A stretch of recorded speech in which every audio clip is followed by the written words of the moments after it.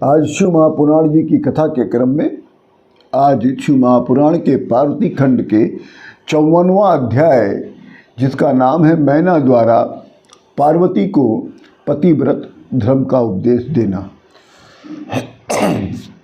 जब विदाई की समय आई तब सप्तऋषि लोग हिमालय जी के पास गए और हिमालय जी से हाथ जोड़कर कहा कि हे हिमालय जी, आज का जो दिन है, आज के दिन में बड़ा उत्तम मुहूर्त है, अतः आज आप अपनी पुत्री की विदाई कर दीजिए।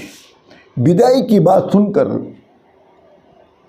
कुछ देर हिमालय जी तो दुखी हो गए, क्योंकि बात पुत्री की विदाई की थी, परंतु ऐसा होना ही है। पुत्री है तो विवाह हुआ है तो उसकी विदाई भी होगी। जब ऐसा उनको ज्ञान हुआ तो वो सामान्य रूप में आ गए।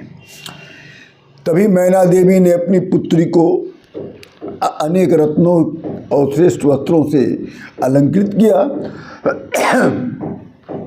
अपनी पुत्री को सजाकर संवारकर फिर अपनी पुत्री को पति धर्म का उपदेश देना प्रारंभ कर दिया।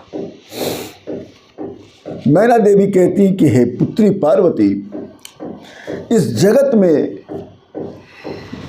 एक पतिव्रता नारी ही धन्य होती है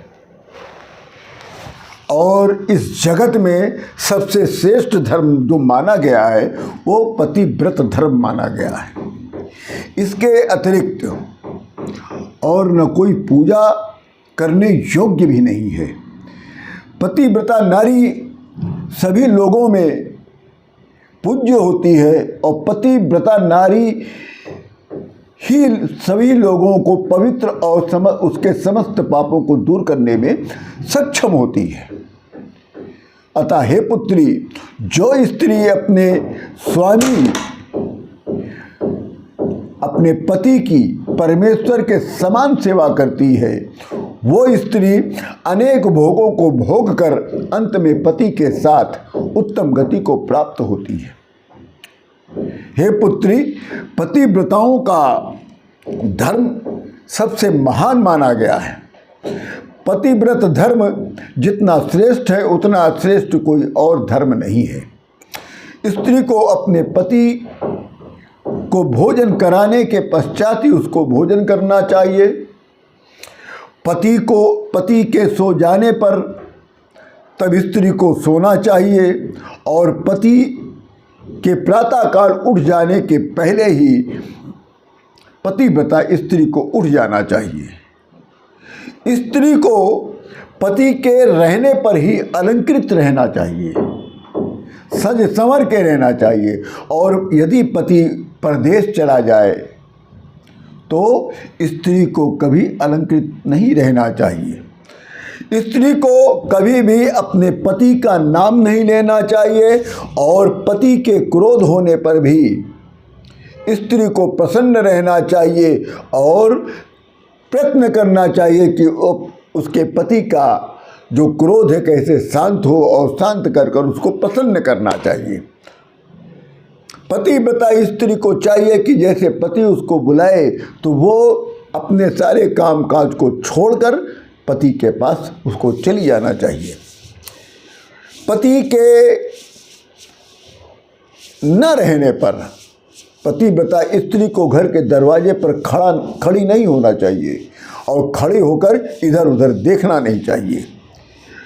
पतिव्रता स्त्री को अपने घर का भेद कभी दूसरे को नहीं बताना चाहिए। पति के आज्ञा के बिना कभी भी तीर्थ यात्रा तक में नहीं जाना चाहिए और पतिव्रता स्त्री को देवता, पितर, अतिथि, सेवक, गौ, भिक्षुक आदि को अन्न दिए बिना भोजन नहीं करना चाहिए। स्त्री को अपने घर का सामान ठीक से रखना चाहिए और अधिक व्यय करने से उसे बचना चाहिए।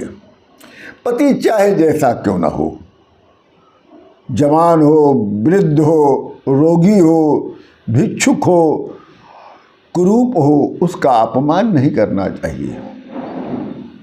स्त्री को मासिक धर्म आ जाने पर आरंभ से लेकर 3 रात तक अपना मुंह अपने पति को नहीं दिखाना चाहिए और चौथे दिन स्नान करने के पश्चात ही पति का मुख देखना चाहिए। पति के प्रसन्न हो जाने पर स्त्री को प्रसन्न और पति के दुखी हो जाने पर स्त्री को दुखी रहना चाहिए। हे पार्वती, पतिव्रता स्त्री सदैव संपत्ति और विपत्ति दोनों अवस्थाओं में एक रूप से ही रहना चाहिए।